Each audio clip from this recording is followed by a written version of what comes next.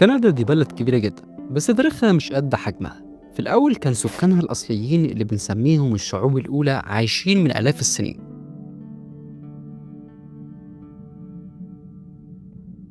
وبيعتمدوا على الصيد والزراعة. لكن في القرن ال16 الأوروبيين وصلوا، بالذات الفرنسيين اللي أسسوا مستعمرة في منطقة كيبيت سنة 1608.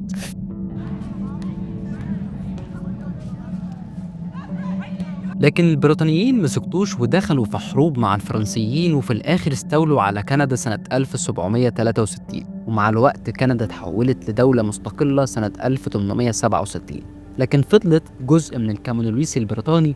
يعني الملكة إليزابيث والملك اللي بعدها لسه بيعتبروا الرؤساء للدولة بشكل رمزي. كندا دي جنة لعشاق الطبيعة، فيها 2 مليون بحيرة، يعني نص بحيرات العالم. وأشهر بحيرة هي بحيرة لويس في ألبرت، اللي مياها زرقاء لدرجة إنك هتحس قدام صورة فوتوشوب. وكمان فيها جبال روكي اللي بتغطيها التلوج طول السنة، وتعتبر من أجمل الجبال في العالم. وفيها منطقة نوفلاند، تقدر تشوف الحيتان وهي بتغطس في المية، أو حتى تشوف الجليد اللي بيتكسر في الربيع ويطوف في البحر.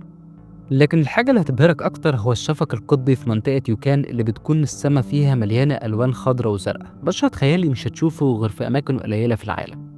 كندا مش بس طبيعة، فيها حضارة كمان. فيها مدينة مونتريال اللي هتلاقي فيها مباني قديمة من أيام الفرنسيين زي كنيسة نوتردام اللي جدرانها مزينة بالذهب والفضة. وفيها تورنتينو اللي هتشوف برج سي إن اللي كان أطول برج في العالم لغاية 2007 بارتفاعه 553 متر. لكن في كندا في حاجات غريبة، فيها أكبر عدد من الجسور المخطئة في العالم، واللي بنيت في القرن ال19 عشان تحمي الناس من البرد والتلج. وكمان فيها أكبر ملعب هوكي في العالم في مدينة تريجانتانا، وده عشان الهوكي هو الرياضة الوطنية في كندا. تعرف إن كندا فيها أطول ساحل في العالم، طوله 200 ألف كيلومتر مربع، يعني أكتر من 5 أضعاف محيط الأرض. في كندا جزيرة اسمها جزيرة الدب، وفيها أكبر عدد من الدببة القطبية في العالم. كندا هي اللي اخترعت الهوك الجليدي والزبدة والفول السوداني والأنسولين اللي بيستخدم لعلاج السكر. عدد سكان كندا دلوقتي حوالي 38 مليون نسمة، لكن المساحة بتاعتها 9 مليون و98 ألف كيلومتر مربع، يعني تاني أكبر دولة في العالم بعد روسيا. كندا فيها أكبر عدد من البحيرات في العالم، و10% من غابات العالم، وفيها أكتر من 200 لغة متحدثة، لكن اللغة الرسمية هي الإنجليزية والفرنسية. الاقتصاد الكندي هو العاشر على مستوى العالم، ويعتبر من أقوى الاقتصادات في العالم. كندا مش بس بلد كبيرة، دي بلد متنوعة ومليانة هدوء.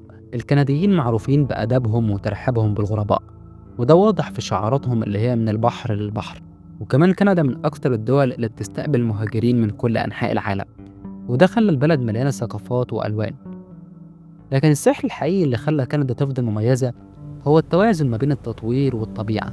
مهما تكون المدن فيها متقدمة، الطبيعة لسه هي اللي بتتحكم.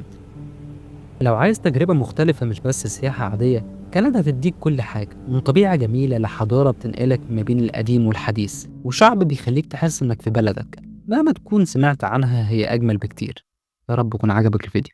شكرا ليكم.